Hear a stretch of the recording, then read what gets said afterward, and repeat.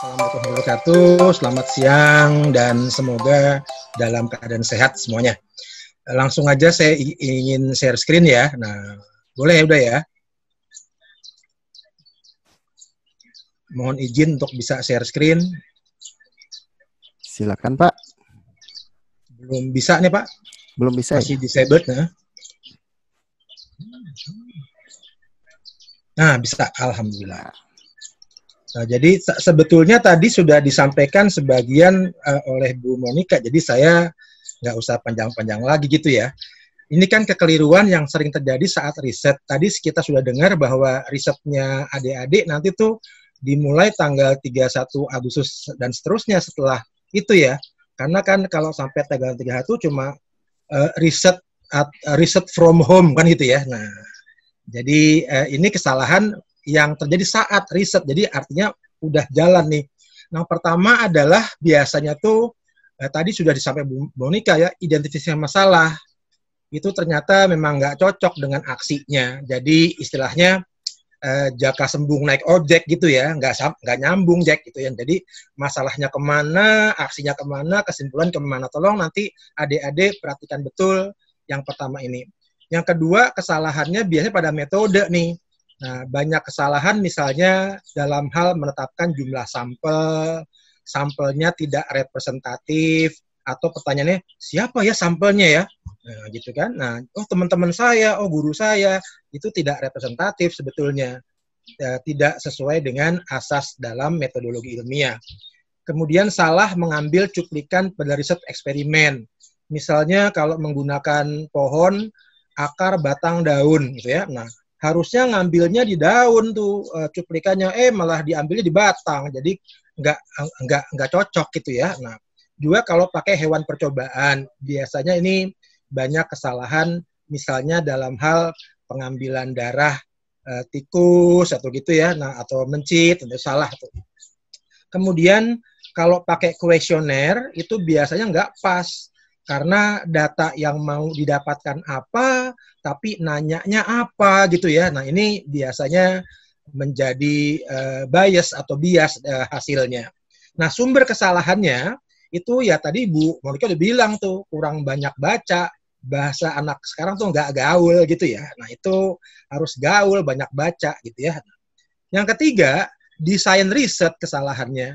Kesalahannya terutama pada riset eksperimen. Biasanya kalau polanya before after atau kasus kontrol, oh saya ingin melihat bagaimana efeknya, oh semakin efisien, tapi cuma sekali penelitiannya. Bagaimana bisa ngomong efisien kalau bukan before after gitu ya, desainnya. Gimana bisa membandingkan kalau nggak ada kontrolnya. Nah ini yang seringkali salah. Sehingga pada waktu juri nanya, si siswa itu bengong-bengong aja gitu, karena dia bingung sendiri. Nah, sumber kesalahannya ya kurang referensi, lagi-lagi kurang baca nih. Yang keempat, pemenuhan syarat tertentu. Kesalahan ini terutama pada riset eksperimen yang menggunakan orang. Misalnya uji organoleptik. Adik-adik sering tuh bikin tepung dari campuran biji ini, biji itu, biji ini gitu ya. Kemudian dicoba nih buat bikin kuenya dicoba deh pada temennya, pada tantenya, pada gurunya yang sebetulnya udah tidak pas tuh buat secara metodologi. Dan syaratnya nggak dipenuhi. Yang mau ditanya, enak nggak ya rasanya? Tapi nggak dicek. Ternyata orang lagi pilek gitu ya. Nah ini bias hasilnya, itu salahnya di situ. Terus menggunakan hewan percobaan. Banyak tuh adik-adik pakai nyamuk, pakai kelinci, mencit, lain-lain. Tapi ditanya sama jurinya, ini nyamuknya dari mana? Nangkep di solokan. Waduh, ya nah. Dari mana kelincinya? Beli di pasar. Wah, itu bukan kelinci dan nyamuk buat riset itu. Kalau pakai hewan percobaan, kalau bisa hewan percobaannya cari di Fakultas Kedokteran Hewan atau Fakultas Pertanian atau Fakultas Kedokteran di tempat kamu yang terdekat. Karena itu memang hewan buat riset. Itu kesalahannya. Sumbernya ya kurang referensi juga, kurang baca. Nah, yang kelima, catatan dan dokumentasi ini kesalahannya. Terutama data yang wajib diamati dan catat itu nggak lupa ditulis gitu ya. Nah, waduh, di mana tuh gitu. Waktu ditanya kemarin tuh waktu tahun lalu, waduh, di mana tuh Pak? Nah, sumber salahnya gimana? Lalai, lupa, males gitu ya. Nah, kadang-kadang ditulisnya cuma kertas lembar, begitu selesai kertasnya dilipat-lipat, buang gitu. Nah, bingung deh datanya. Nah, yang keenam, observasi. Terutama riset eksperimen yang menggunakan alat canggih. Kan ada tuh yang pakai misalnya FTIR, kemudian pakai apa namanya AAS. Di sekolahnya nggak ada, terpaksa di lab tertentu yang tidak dikerjakan sendiri, karena kan labnya orang lain tuh ya. Biasa lab fakultas mana, di perguruan tinggi mana. Biasanya Anda nggak boleh kerja sendiri tuh, tapi Anda nggak perhatiin gitu ya. Ditanya, pakai alat ini, iya, gimana cara kerjanya? Nggak tahu gitu ya. Nah, jadi sumber kesalahannya dilarang oleh otoritas, nggak boleh gitu ya. Nah, emang nggak boleh kan siswa SMP, SMA kan nggak boleh, tapi harus lihat gitu ya. Nah, dan yang kedua, males ngapain ngeliat apa namanya meriksa spesimen. Nah, yang terakhir logbook.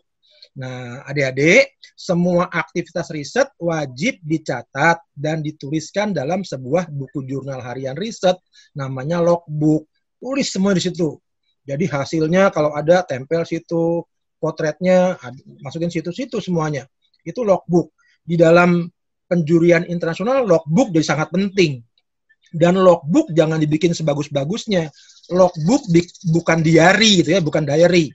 Jadi kadang-kadang ditulisnya pakai spidol warna-warni, itu bukan logbook gitu ya. Nah, logbook mah tulisnya seadanya aja. Nah, sumber kesalahannya nggak tahu, nggak tahu, harus pakai logbook. Atau kalau tahu udah pakai lalai, males. Nah, kira-kira itu yang sering kali dibuat kesalahan oleh para periset, terutama pelajar SMP dan siswa SMA yang akan maju di LPB, baik regional, nasional, maupun internasional. Mudah-mudahan ini bermanfaat walaupun ngomongnya kayak di Uber setan karena memang waktunya cuma 5 menit. Saya kira itu ya, terima kasih. Saya akhiri, mudah-mudahan bisa bermanfaat dan tetap sehat, tetap bekerja dengan semangat. Terima kasih. Assalamualaikum warahmatullahi wabarakatuh.